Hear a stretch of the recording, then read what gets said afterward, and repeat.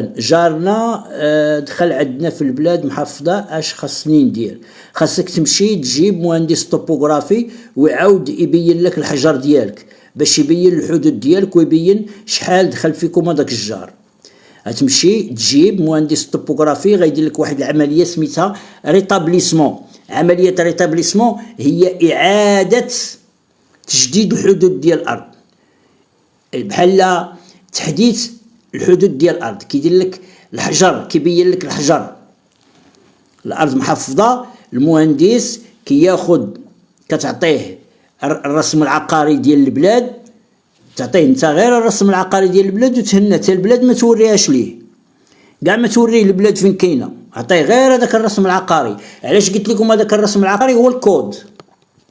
كتجي عند مهندس الطوبوغرافي كتعطيه الرسم العقاري وكتقول لي الله يخليك راه جارنا دخل لينا في البلاد، بغينا نتاكدوا واش دخل ولا ما دخلش، وبغينا نتاكدوا الا كان دخل بشحال دخل، وبغيناك ترد لينا الحجر ديال بلادنا باش نعرفوا الحدود ديال بلادنا فين كاينه.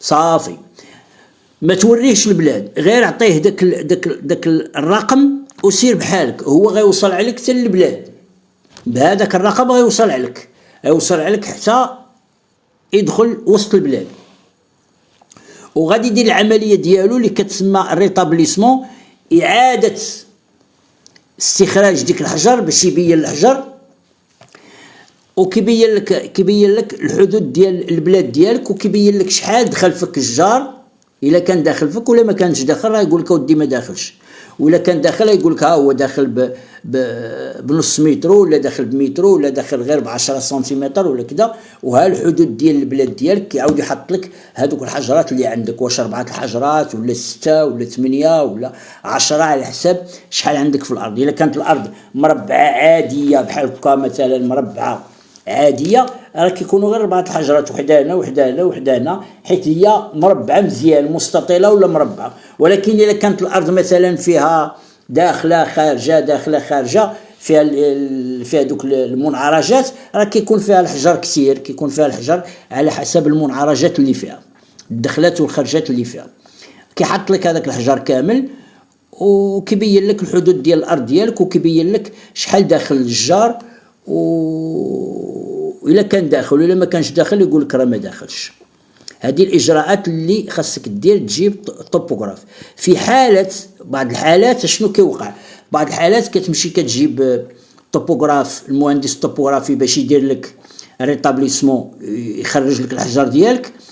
فاش كيخرج لك الحجر ديالك ولا كيبين بان راه جارك داخل فيك، كينوض هذاك جارك كيقول لك لا كذا الى اخره، مع انك انت راك جبتي المهندس والمهندس راه ما معاش الكلام، صافي سايله الكلام. فاش كيجي المهندس راه سايله الكلام، ولكن الناس مساكن اللي ما عارفينش كينوضوا يتعرضوا. يمكن يتعرض هذاك الجار، يمكن يقول لك لا ما داخلش فيك، يمكن يقول لك لا المهندس ما نخليش يخدم، يحبس المهندس راه كيجمع ادواته كيرجع بحاله.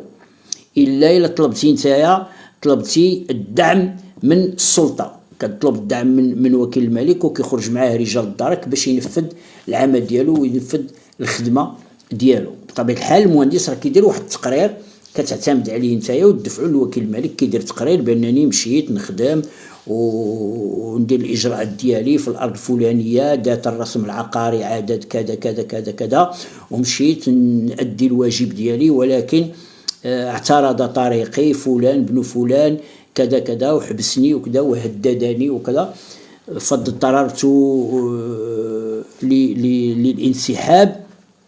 وانت كتقدم هذاك التقرير، وهذاك التقرير وكيل الملك كيبني عليه وكيخرج معك القوه اللي كتخرج معك لعين المكان، وهما اللي كيحميو المهندس باش يكمل الخدمه ديالو.